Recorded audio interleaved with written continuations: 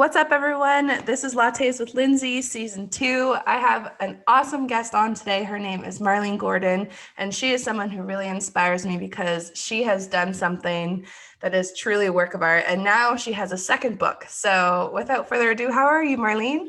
I am great. Thank you for having me. Yes. Oh, I'm so excited for the world to know more about your poetry because I am a huge fan. So, Thank you. Thank you. so being from Toronto, what has it been like for you as a writer?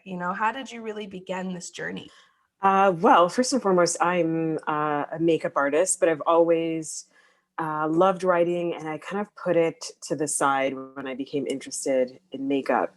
But a few years ago, a couple things sparked my passion again, and just decided to go for it. And I love poetry, and my take on it was a little bit different.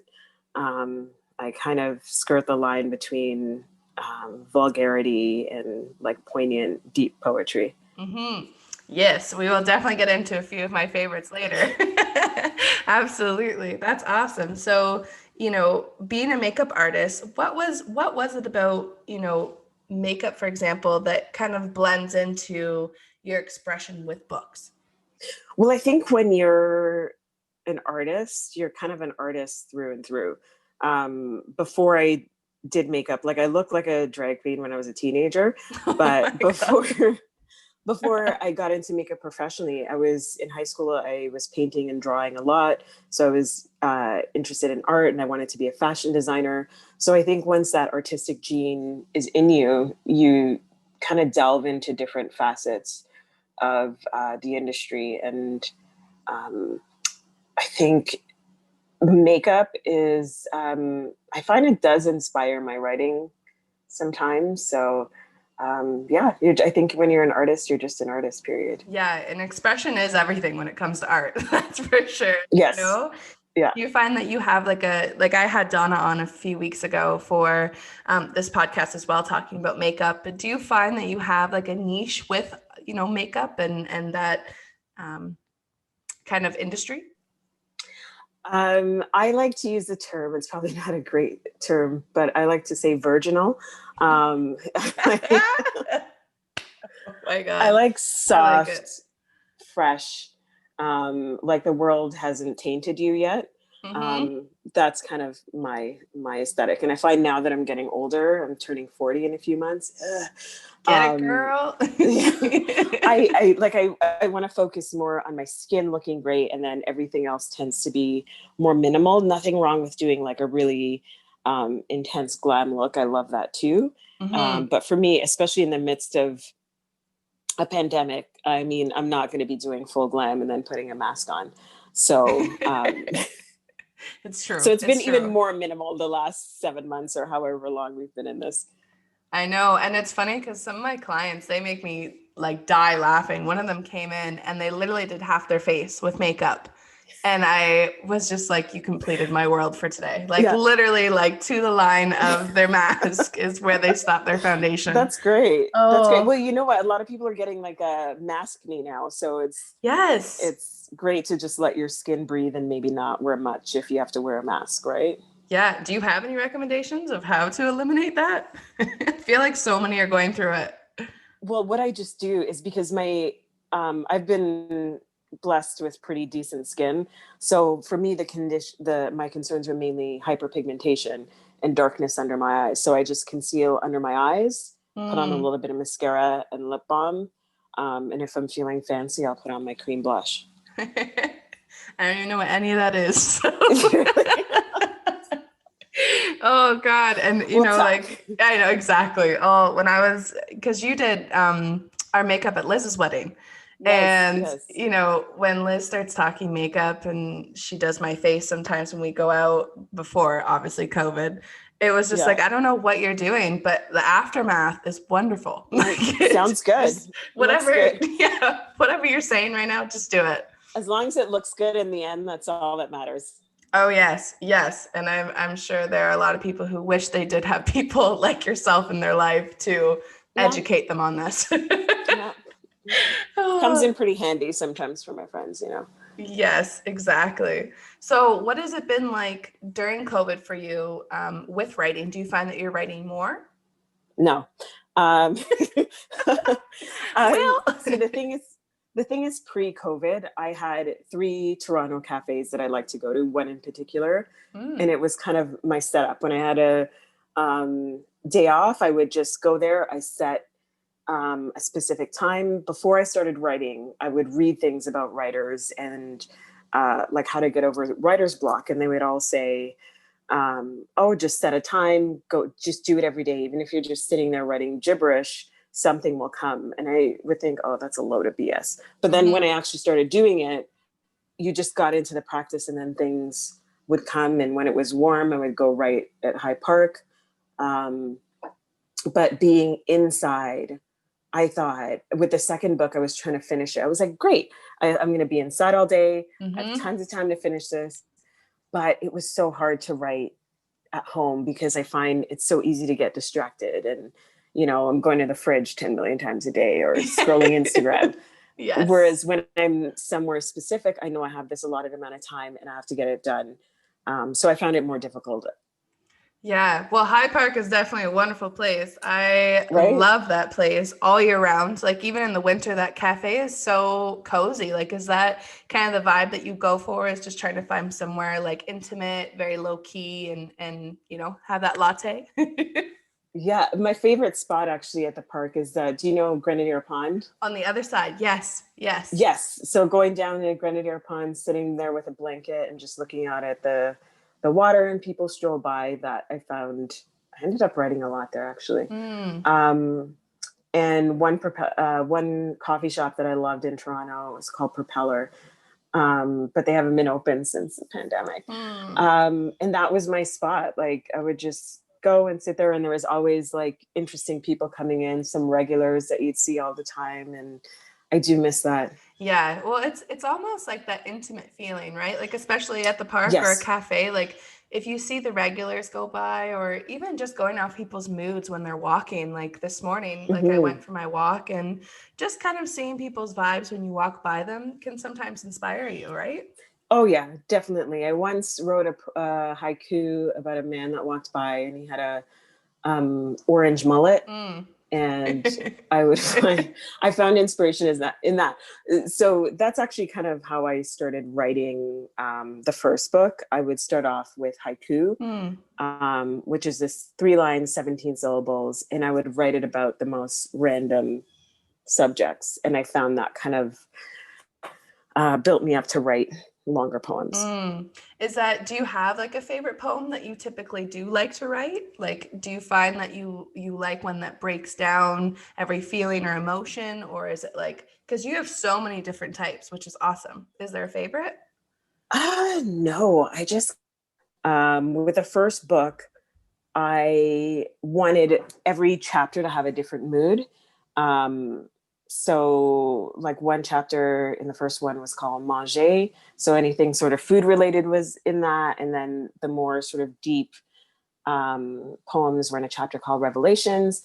Whereas with the second book, I had sort of grandiose plans, but I wanted to write like 100 haiku, and then I was just like, oh, that's not going to happen. But there wasn't a specific mood for each Yeah. section. I just wrote what I felt. Mm.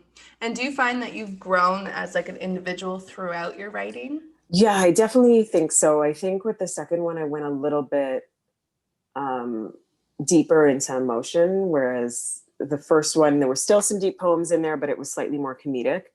Um, but I Mm. don't like to be vulnerable. So the second book was me getting a little bit more vulnerable. Yeah, like I have this one from your second book. It's a quote and it's called Make a Clap.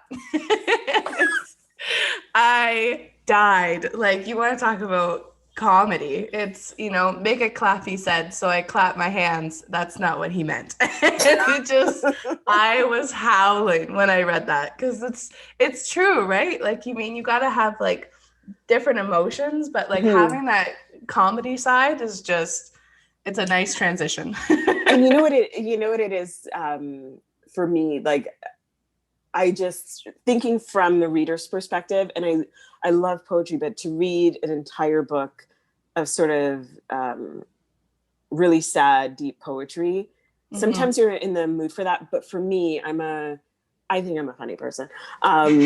So like, I like a little bit of levity to break things up. And I had feedback from a couple people where they're like, I'd like to read like just all more serious work from you. And I was thinking about it. I was like, yeah, maybe they're right. But I think this is kind of my style, to be serious and then funny at the same time. And I don't think anybody else is really doing that within poetry. Yeah, no, it's hard to, honestly, it's hard to find. Like my friend introduced me to so many different types of styles of poetry, but funny is definitely very rare these days. It's a very most of them are very much like R&B vibes, like very calm and collective, and, you know, in the feelings, but like subliminally, like but it's have you ever had someone inspire you when you were writing? Like, are there key people that you really like to read? You know what? Actually, when I'm writing poetry, I don't like to read other people's poetry because I feel like I don't want to be influenced in any way by somebody else's work. She's not a poet, but one of my favorite writers is Zadie Smith. And she could write about plumbing and I would read it enthusiastically. I just love her tone and I find her fascinating. There's a poem, I'm probably going to mispronounce her name, Nahira Waheed. Her poetry is beautiful. And also there's a British poet, I forgot her name, but I read her daily and I find her really inspiring. But when I am writing poetry, I really don't like to read anybody else's. Yeah. Well, I think it would probably, you know, influence or not, it's hard because then that factor gets you into a certain mood, right? And then it alters how you are going to write. So yeah, But one of my favorite poems is by Pablo Neruda, and the poem is La Reina, or The Queen. And it just kind of talks about his love interest and how she walks on a sort of carpet of gold and nobody sees it, but he sees it. So it's, you have to read that one. It's one of my favorites. I'm going to star that one. That sounds good. Oh. Yeah.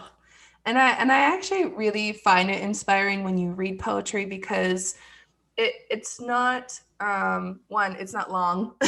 Sometimes, you know, it's a page or maybe a couple sentences, but it's honestly incredible yet inspiring when you read that short kind of moment in time and it actually feels like you just read a whole book. Yes. You know what I mean? Yeah. So I think that's really cool with the poetry world. That's for sure. And one thing I think about me is most of my poems are a little bit shorter, and I thought about getting into writing like longer, long form poetry, but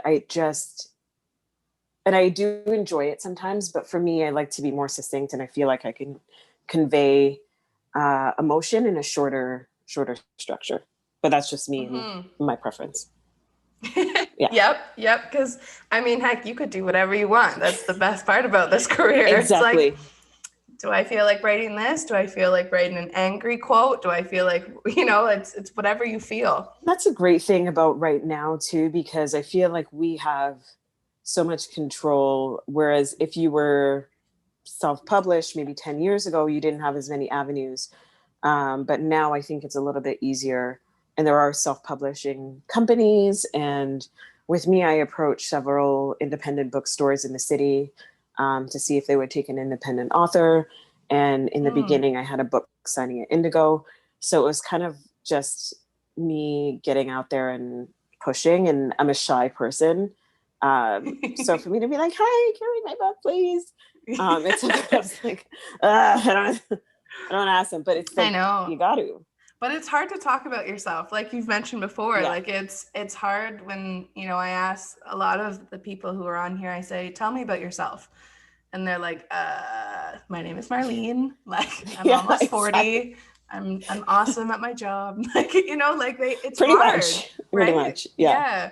So, you know, going out into the world and trying to promote yourself through this kind of platform. Has it been hard with being an independent kind of author, or have you kind of slowly progressed with the way the world is going?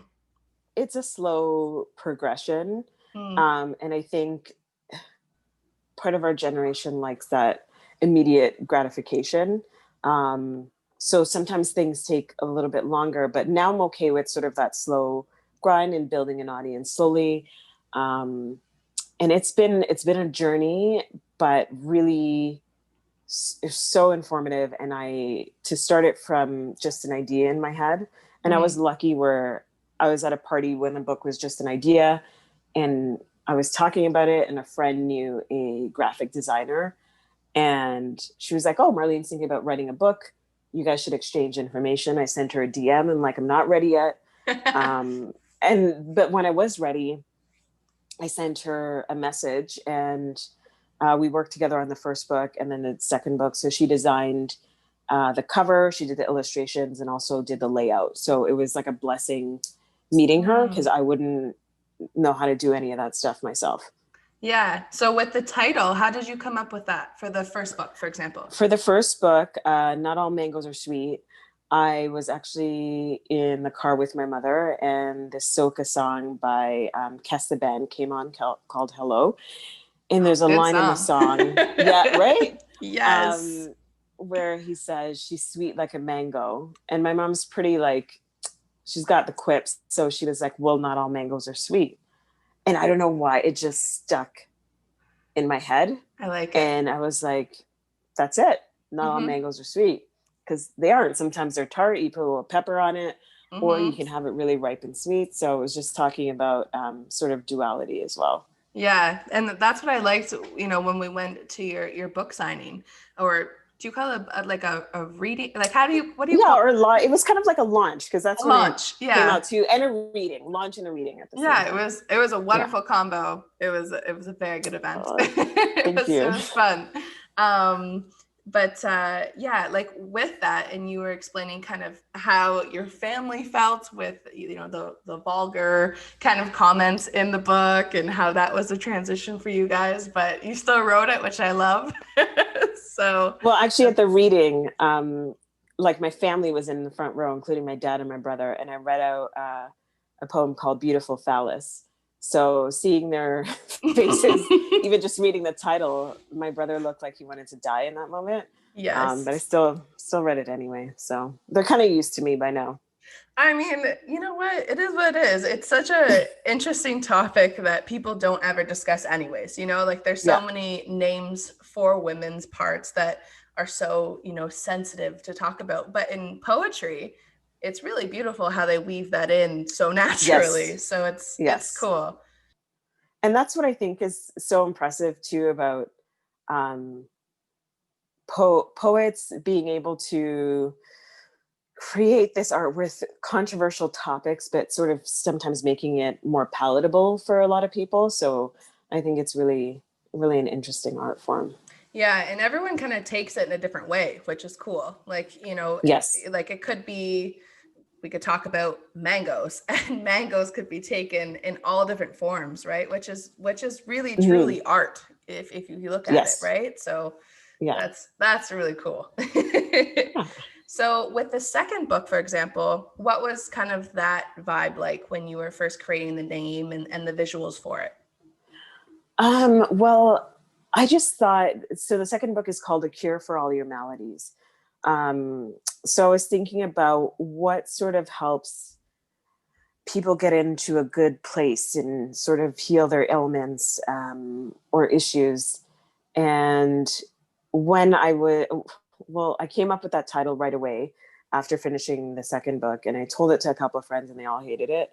And so for a while it was something else. It was something else with mangoes in the title, sort of like the sequel. And then when working with my designer, we were both like, I don't know. And then I told her the first name. She's like, I think you should go back to that. It's unique. Yeah.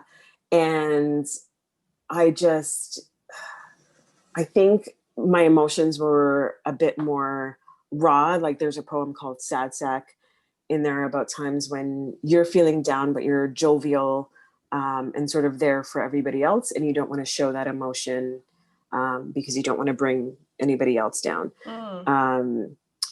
And I just felt like I wanted to dive a little bit deeper into emotion. Yeah. And then when quarantine hit, it was like, even more so. Yeah, the emotions were heavy then. But yes. Yeah, but I also have to say, like, in your first book, the emotion was also there. Like, I from what I've been reading from the second book, it is very much there. But the first one, like, Liz and I connected on this one because we, at the time, were in love with Instagram and taking photos and being those people. And I want to read one to you that we really connect with. It was called Me Versus the Camera. And it's so bold yet beautiful because I feel like so many people go through that kind of journey on social media and how to overcome that. So, absolutely. For people who haven't read it, I would love to read it out. Sure. So it's You Are Fine, Rare Beauty, Girl. I don't know. I don't know who told you that, but they lying.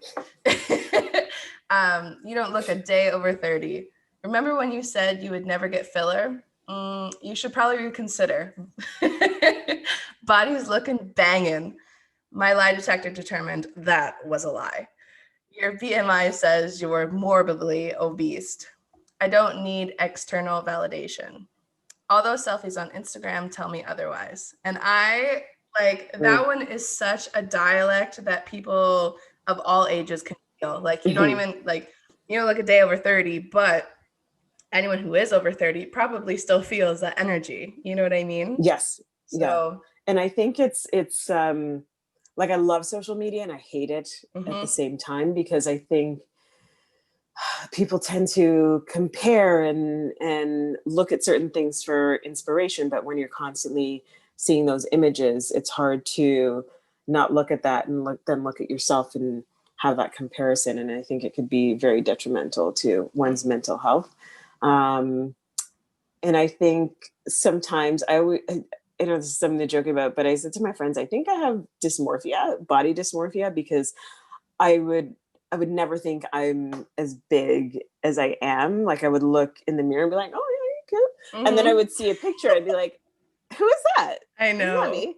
Or you take a selfie or the front camera hits you when you're not expecting. You're like, where did this triple chin come from? I didn't know I had this. Oh my God, that's the worst moment of life. Yeah. I know anyone who has that moment, they all just like, I wish it would take the photo, because the mood is so true for every single person. Yes. Like, it's, oh frig, like, I do look like I this. thought I was cute, but the front camera definitely thinks otherwise. Okay.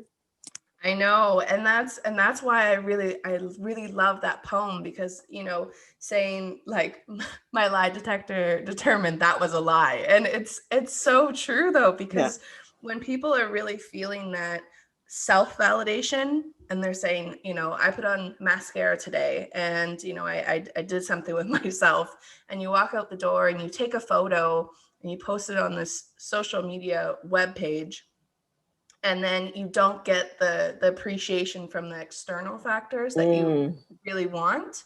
And I think that plays such a role on people's emotions and feelings. And then they kind of integrate those quotes that they find on Instagram with that emotion. And that's why I find poetry is beautiful, because you can really connect with someone who's created that written part of your emotion. But it also may be hard, because it kind of plays a yin and a yang, so it's a tough one. Well, one thing I am glad about is that I didn't grow up in a generation that was solely social media. Like, I think we all had those influences of seeing people in the magazines and all of that, but I think social media is a whole different animal. And I can't imagine being an adolescent growing up in this time. And I think I feel for them, because I think it's a lot to see all of this and all these images, and people are getting fillers at a much younger age and completely drastically changing their face. And to each his own, for everybody, whatever makes you feel good. But I think it's important to examine why you think you need or want those things. I agree. Like I was raised on J14s and like all those cliche magazines. And I think what's really hard is people have so much access to the possibilities for what their body can look like now, or like you can go on Instagram or YouTube or whatever and find a butt workout that can enhance your booty or make your boobs bigger or whatever it is, and the perception of what people should look like, or what I find disappointing, is that everyone wants to look the same, and that's such a common discussion nowadays, right? I have a poem in the new book called The Modern Face, which is sort of about that Instagram aesthetic, and how it's all sort of homogeneous now, and everybody's sort of morphing into the same face regardless of ethnicity. Mm-hmm. And one of the lines is sort of lips should be plump and pillowy, and lines should be eradicated before they've had a chance to form. And for me, it's just, I kind of want to see how I age naturally, and if things sag and wrinkle, it is what it is. But if something is going to make someone feel better, I don't want to be judgmental about that. Mm-hmm. But I just find there's a lot of people who start to morph into the same face. Yeah, I think a lot of people are scared of age or aging, right? Yeah. I think it's a difficult topic to discuss when people say, oh, I'm getting older, or, I am getting more wrinkles, or, my boobs are going left and right when I lay down, like whatever it is, it's a progression for everyone, that it's a natural thing. But when you have things in your face all the time of people who look or are 50, 60, 70, but look like they're 40, it is very confusing, right? So I feel like there's a whole age range where it's hard to tell. Like when people start getting stuff younger, they look older. And then, so I feel like there's like a 20-year gap where I'm like, I'm not sure how old you are, because it's kind of like morphed into one thing now. But I can't judge, because I use like serums and creams trying to keep things young and supple. But injectables isn't something that I think is for me. Yeah, and that's okay. I mean, like you said, everyone has different journeys to be on, and I agree with the age thing, because nowadays 17-year-olds look like 21-year-olds, and like I said, like 60-year-olds look like 40-year-olds. So it's a huge different transition, even for your makeup world, right? Like, I mean, it must be tough sometimes when you have to do makeup for someone, and they do want to look the same as, for example, the bride, or they want to look the same as the other bridesmaids and have matching makeup or whatever it is. It probably is pretty interesting. It's more like when somebody gives like an image, reference image of a look that they want, and they pick somebody completely different from what they look like, and they're like, I want this. And I'm sure it's the same for hairdressers, where somebody's like, I want this hairstyle, and their hair texture is completely different and not really attainable for them. And I'm guilty of it sometimes too. But I think it's just more about trying to accept yourself for who you are. Yeah. But if that journey leads you to what you feel is self-improvement, then cool. Yeah, that's a huge thing. I mean, I was in a wedding one year, and I did that exact thing. I gave the woman my photo. I said, this is, my dream look for my eyeball. And she actually did exactly it, which was great. But then she made my eyebrows black. And fun fact, I have red eyebrows. So it went from like 100 to 0 for me. The brows make a huge difference. And especially like if you have, if you're like me and you have no eyebrows. And so I can imagine on you with like fair skin, red hair, what black eyebrows look like. Oh yeah, it was, honestly, it's in the wedding video, but my like it was such a little inside joke. 30 minutes before the wedding. Did you look like an angry bird? I think that's an understatement. Honestly, when I turned around and I saw their faces, it was enough. Like I was sold on exactly what the vibe was for the day. I was like, we're going to have to figure this out. Nonetheless, it was an experience, and lesson learned with photos. Noted. Yes. Yeah. Sometimes they do it to the T. But one thing that's been interesting, I've this is something new this year, I started getting into modeling a little bit, which is very strange for me. Ooh.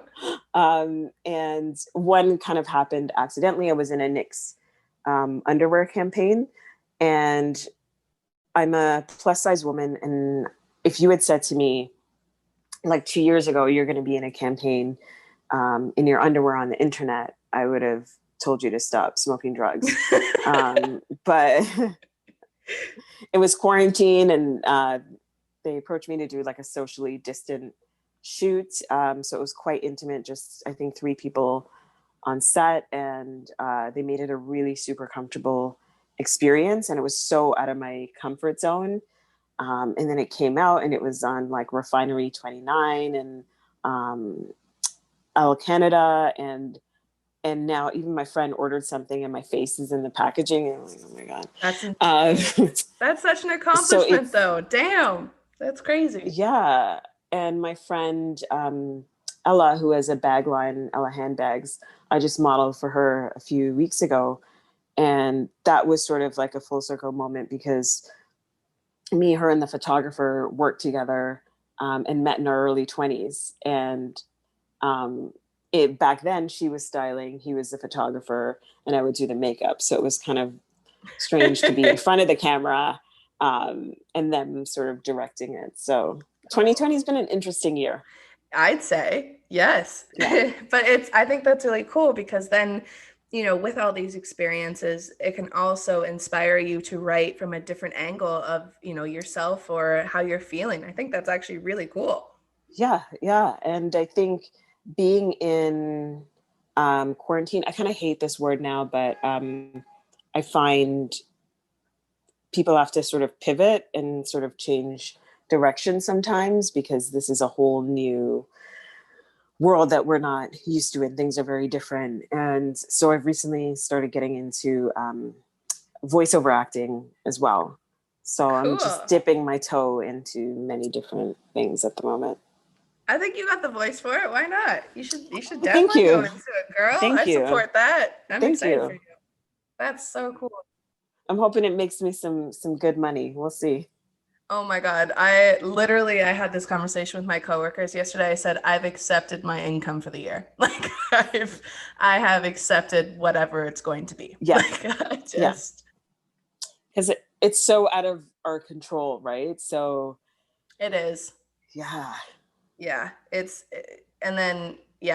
just a tease to think about, like, vaccines coming in the new year, or whatever the like early, like next year will be. Like, I don't even know what that classification is. So just trying to live in the moment and do the best you can, and try and stay positive, and, you know, find new little hobbies. Like, I find a lot of people during COVID did a lot of fun things. Yes. And now that, you know, tomorrow is November 11th, and I'm pretty sure everyone is going crazy on Christmas this year. So it's going to be pretty interesting to see the decorations that I've already seen half out already. So it's insane. Yeah. Oh yeah. I think people now, once, I don't know if things will get back to normal as we know it anytime soon. But I think being appreciative of those moments, celebratory moments, has become even bigger now. And I used to joke before, because I'm kind of a homebody, and before COVID, if my eyebrows were off or my bra was off, you could not get me back out of my house. I'm like, I'm not putting my eyebrows on. So now I'm kind of like, all those times I said my eyebrows are off or my bra is off and I'm not going out, once this is over, I will put my eyebrows back on, I will strap that bra back on, and I'm going out. Like, yep. Oh my God. It's so funny how females are the same with that. Like, I joke literally every day as soon as I walk through that door, like when I'm done work, the bra's off. Like, that is an instant, if you want to FaceTime me, it's neck up. Like, you are not getting anything lower. Oh no, people definitely need an appointment to FaceTime me. And they know that if there's no appointment, I'm not answering. So, Yep. Oh because yeah. nobody, what this looks like before preparation. Yeah. So they need an appointment. Yeah, yeah. You gotta pre-schedule this bad boy. Yeah. But 100%. oh God. But yeah, speaking of social media, I know you're on there and you do have a lot of your poems on there as well. How do you find your impact for the youth or any age, with your poetry and your writing? Well, some of it's not appropriate for the youth. That's what I was gonna say, every age, I guess. Well, upper teens, I would say it's good for. But I think particularly sort of body image and self-image ones are really poignant for youth. And I think my core audience is sort of like, I would say between 20 and 44. That's kind of like my main audience. I think they appreciate sort of the humor and quip a little bit more. But I think mainly the body and self-image is important for the youth to read. Yeah, I honestly, now more than ever, I think COVID has made everyone eat their feelings. If it's not bread, it's cookies, and if it's not cookies, it's Yes. cake. So, right now Yes. is crucial for body image because, Yeah. that external approval is something that's constantly going to be out there for a long time. Yes. So, having things to inspire people is good. And for me, it's also been a journey because I've been like a big girl all my life, and I've recently started working out and losing weight. So I've lost about 22, 23 pounds. And it's interesting because like I've always had a level of self-acceptance and comfort in my body. I wasn't happy with it at the same time, but I didn't disparage myself all the time. So it's been interesting, like, because I post sort of before and afters of my journey, not to be like, oh my God, I was such a slump before, but now look at me. It's not about that. It's just for me to show myself what hard work can do and sort of motivate myself. Not to say that I looked bad before, but this is just sort of my journey. And a part of me was kind of like, I found it interesting. People would message about weight loss and be like, oh my God, you look so good. And never message about, oh, you wrote 2 books. That's great. And it's like, I found that sort of interesting. That me changing the way my body looks garners more attention than writing a book. So that's kind of interesting to digest in my head too. Yeah. Well, it's, posting those things, I think for most people, shout out to Curvy Girls in the first place, because we rule the world. Honest to God, we really do. Yes. But, sometimes I think posting those photos also give you a reminder of, you're beautiful one way or the other, but you want to improve yourself for yourself, which I think is A, the most important part about that entire journey. But B, absolutely, it's reminding yourself that I'm still on this journey and this is just part one. And I think that's exactly beautiful. Yeah. Exactly. And to me, it's more about feeling good and energetic. And I hate exercise. I'm not going to lie.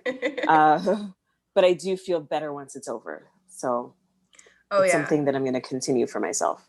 Well, it's just, it makes you realize your potential as well, right? Like, I mean, absolutely, you're exploring so many different things of what you are capable of. And this is just an addition to something that obviously you can go forward with long-term and always know that you'll feel good after it. Right. 100%. 100%. Yeah. Oh, it's so wonderful. I mean, I'm a personal trainer and sometimes I don't even like working out. So like, okay, that makes me feel better. It's like, I'm excited to train someone and then they ask me to show me the move and it's like, okay. I guess we'll do this. But you just gotta push. That's great. Yeah, exactly. Like, do you really want me to show you a burpee? Like, do you not know what this is? Come on now. Oh, I hate burpees so much. I know. So much. It's a love-hate situation with certain movements. Yes. Push-ups. Yeah. I don't know why someone invented those. But just no. Like, rain check every time. Like, it's just, Oh gosh, but it's true. But thinking about your progression and how you're motivated to continue with all different avenues, what is next for you with, for example, writing? What do you think is your next step? Well, the second book is digital for now, so I'm hoping to print by the end of the year, and get that into some bookstores and sell it online. And once that is in place, I'm gonna start to begin on another book of poetry. Eventually, I would like to write a novel, but it's not in me yet. Mm. Um, like I know I'll feel when I get to that place. I imagine myself wearing a cable knit sweater, um, somewhere on an Irish coast wearing wellies, and maybe the only visitor I would have would be an occasional goat, um, or at This a girl says beautiful goat. seaside house in Grenada. And going to the market once a day, buying some spices. Like I feel like I need to be in an environment that would be conducive to inspiring me. But I would definitely like to write a novel one day. Um, and just eventually I'm going to be sort of stepping out of makeup. I still love it. But I think sometimes you're not meant to do one thing your entire life. Hmm. And I'm going to be exploring voiceover and modeling a little bit more, and we'll see where it takes me. Yes. And I think that's really exciting because, Yeah. I mean, Yeah. it's not like you haven't excelled in makeup already. Like that's Yes. a Yeah. checklist. Like oh, it's Thank incredible. you. Thank you. um, and I mean, your vision for where you want to go with the novel. I mean, if I had a job where I could set my visions to that, to be able to write, yes, I would strongly consider all of that vibe. Like the Yes. whole visionary part is, Yeah. yeah, the market And one sell me. one of my have you heard of a podcast called Second Life? Yes. I listen to that often, and just hearing the journey of successful women who've started in one facet and then moved to something completely different and done well in it. I always find that sort of inspiring to listen to, and see their journey, Hmm. and know that for a lot of people, it's just not one thing all their life. So I think it's encouraging to see people make that transition and sort of pivot in their lives. Oh yeah, and you'd be surprised even with that podcast, it is surprising how many people do switch. Like I know people Yes. who have been massage therapists for years and then they say, "Oh, I'm going to go be a police officer." And it's like, Oh, interesting. like Yeah.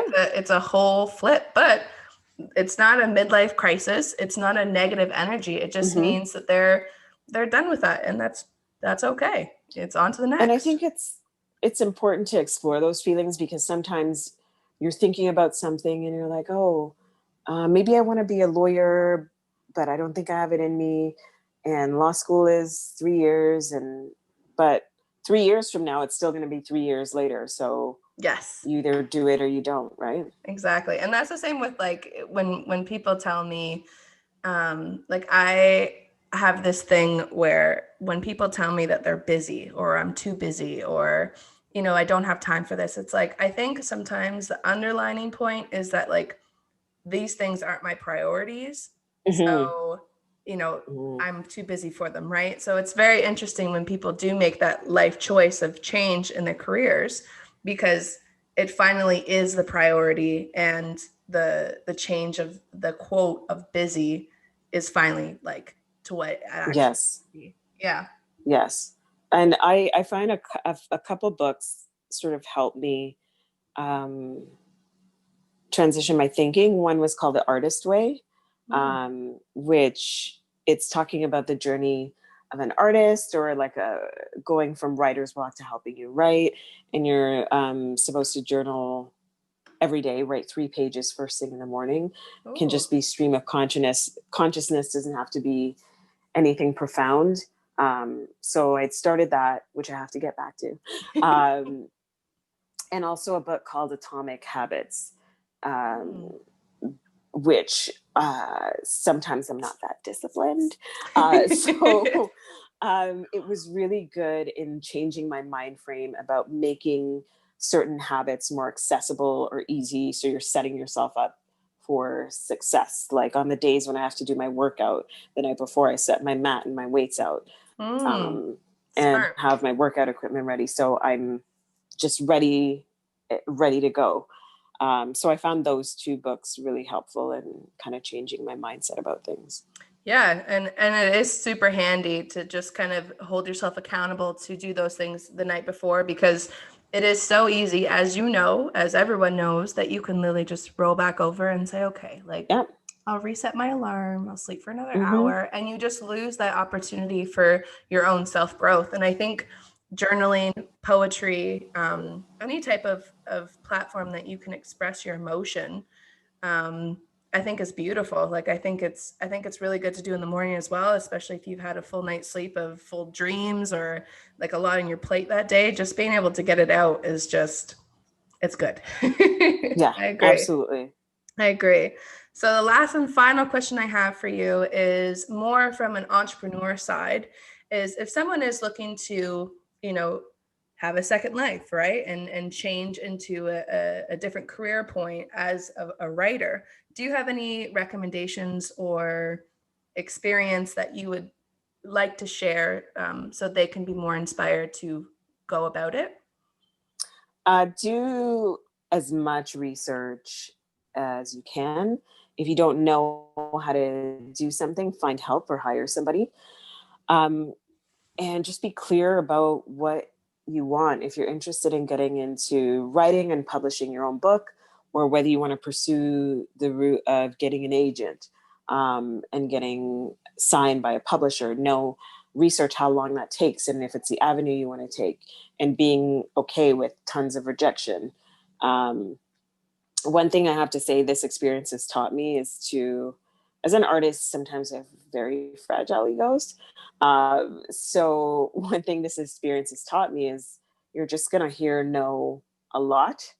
And you just have to get over it. And if you're hearing no, create your own avenue and figure out a Mm. way to do it yourself.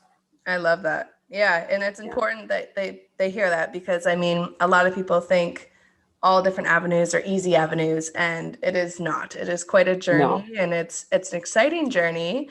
But you definitely develop as a person and a backbone of the notes. Yes. Yeah. And I think it's also just having that internal self-worth, and part of it, it's hard putting your work out there as an artist, especially something as deeply personal as poetry. Mm-hmm. um, and some people are going to like it and some people aren't. One of my favorite stories to tell people is when I was writing the first book, my friend's boyfriend, who's Italian, I was over at their place having dinner. I was like, I don't know if I should do this. I don't know if I put it out there. What if people don't like it? And just very matter of factly, he was like, you're acting like the New York Times is going to review your book. And my friend was mortified, but it was like something clicked in my head. I was like, you're right. Who gives a F? Mm-hmm. Mm-hmm. Some people are going to like it. I mean, I did send it to the New York Times and they sent it back, but that's okay. Hey, it's the, you know, just throw it out in the pond, see what happens. Someone's gonna bite. Yeah. And I actually laughed when it came back. I'm like, it's fine. It's fine. They're not going to read it yet. But that could be an eventuality, and just being okay with rejection. Not everybody's going to like your stuff.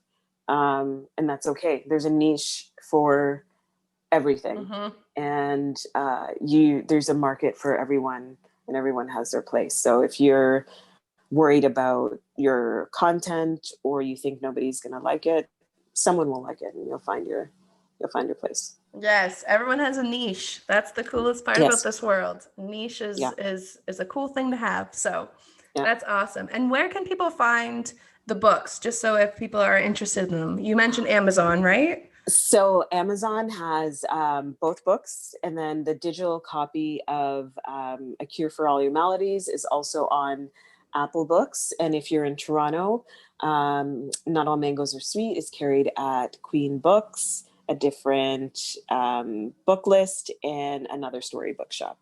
Amazing. Yay. Well, I am so excited personally to finish the second book because I'm halfway through it, and I know you just sent it to me like what, last week? Like, Yes. so Yeah. I truly love it, and I hope that, someone feels inspired to continue their journey to whatever, writing capabilities they have. And I thank you so much for coming on here because your journey clearly is just beginning, and I look forward to following it. Absolutely.